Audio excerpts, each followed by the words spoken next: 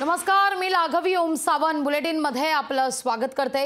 बुलेटिनच्या सुरुवातीलाच महत्त्वाची बातमी अर्थात सत्ता स्थापनेसंदर्भात, कारण दिल्लीत सध्या सत्ता स्थापनेच्या हालचालींना चांगलाच वेग आलाय। पंतप्रधान नरेंद्र मोदी राष्ट्रपती भवनात दाखल झालेले आहेत। मोदी सरकार स्थापनेचा दावा करण्याची शक्यता वर्तवली जाते। 8 जूनला एनडीए सरकारचा शपथविधी होईल अशी दाट चिन्ह आहेत।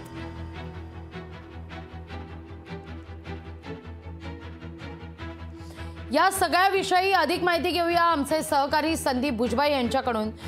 संदीपजी, आपण पाहतोय की 8 जूनला आता शपथविधी होणार आहे आणि पुन्हा एकदा मोदीच पंतप्रधानपदी विराजमान होतील अशी एकीकडे चर्चा सुरू असताना दुसरीकडे मात्र 2-3 घडामोडींकडे दुर्लक्षित करून चालणार नाही। खरं तर सगळ्यात पहिला मुद्दा म्हणजे नितीश कुमार आणि तेजस्वी यादव यांचं एकाच विमानातून जाणं, चर्चा होणं।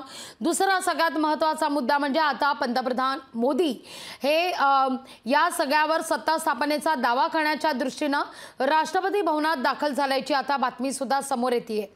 नेमकं काय घडतंय दिल्लीत सध्या? लागवी सध्या दिल्लीमध्ये देशातल्या सर्वात वेगवान राजकीय घडामोडी घडतायत।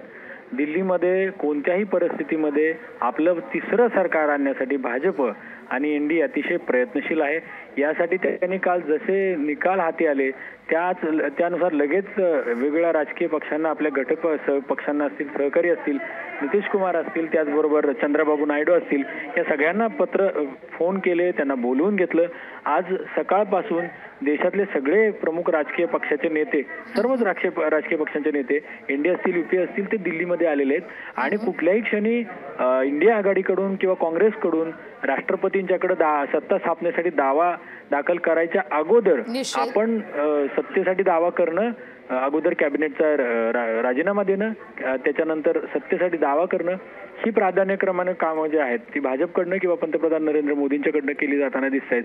आणि त्याचाच एक या सगळ्या पुढच्या एका ह्याचा प्लॅनिंगचा भाग म्हणून पहिली दावेदारी या ठिकाणी करण्याकरता म्हणून मोदी हे राष्ट्रपती भवनात दाखल झाले असल्याचं कळतंय। तुर्तास धन्यवाद संदीप, तुम्ही दिलेल्या सविस्तर माहिती करता। लोकशाही मराठी ऐका, पहा, जागरूक रहा।